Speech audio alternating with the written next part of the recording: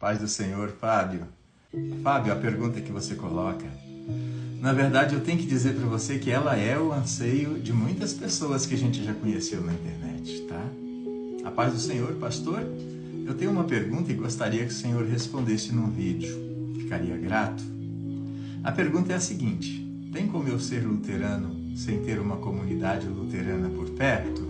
Essa pergunta pode ser respondida rapidamente, mas eu acho que ela carece um pouquinho de uma explicação, para não ficar dúvidas de tudo que está envolvido nesse desafio de você ser membro de uma comunidade longe da comunidade, tá bom? Na Igreja Evangélica Luterana do Brasil e no luteranismo mundial confessional, a pessoa se torna membro da igreja a partir de duas maneiras.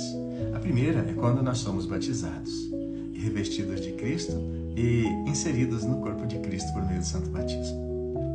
Quando a pessoa já é batizada, que já teve uma experiência religiosa em outra igreja, em outra denominação, sendo cristã, tendo sido batizado segundo o rito cristão, a igreja luterana não rebatiza. Então você se torna membro aí a partir de uma confissão de fé que você faz. Também é chamado de profissão de fé. Professar a sua fé do batismo, que você crê em Deus Pai Todo-Poderoso, etc. e tal, que você renuncia ao diabo. E aí você faz antes disso um momento de estudo para conhecer a doutrina da igreja. E você vai dizer, olha, eu tenho consciência que essa igreja cristã, ela ensina a doutrina segundo a palavra de Deus, com clareza, né, os sacramentos, conforme essa palavra. Então você declara, eu desejo ser membro nessa comunidade e caminhar junto com ela. E aí a pessoa é recebida numa cerimônia simples, num culto público, onde se ora por essa pessoa. E ela é recebida, acolhida, abraçada por todos os membros da igreja, como membro da comunidade de Jesus. Então, para você ser membro de uma igreja luterana, você vai precisar de um vínculo com uma congregação luterana, tá? Não importa se ela seja distante de você. Ok? Mas a partir do momento que uma pessoa se torna membro de uma comunidade luterana, essa pessoa vai ser a comunidade. Ela, com aqueles que estão com ela, talvez se tem mais pessoas, vai ser a igreja luterana na cidade onde ela se encontra. Claro que é a igreja que vai estar na casa do fulano de tal, né?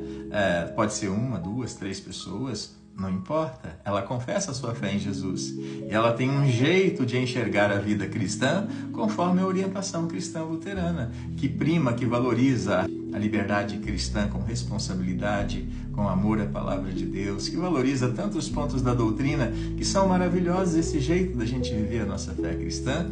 E aí então essa pessoa vai ser igreja ali onde está. E sim, a sua resposta é possível sim eu ser luterano, membro de uma comunidade, mesmo não morando perto dela. Em Teixeira de Freitas, nós tivemos uma pessoa que não morava lá e que se tornou membro. E ele acompanha a gente aqui no perfil, ele sabe como é que é. A cidade onde ele morava não tinha igreja. Ele conheceu a nossa igreja e ele se tornou membro. E ele participava quando podia, vez ou outra, quando ele podia, ele ia no culto. Então, ser membro é possível, sim. Agora, o que precisa de entender é que é um jeito de ser membro que vai trazer algumas dificuldades para você em alguns sentidos. Você não vai estar naquele convívio da comunhão com uma igreja como se você estivesse morando perto de um lugar onde existem outros cristãos com você.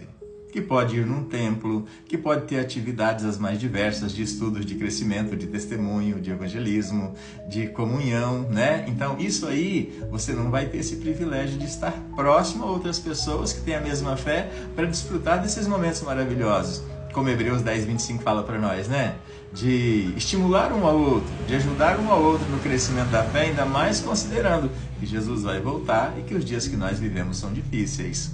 Mas assim, hoje também existe uma possibilidade maravilhosa. Hoje nós temos a internet. Hoje nós temos o diálogo telepresencial.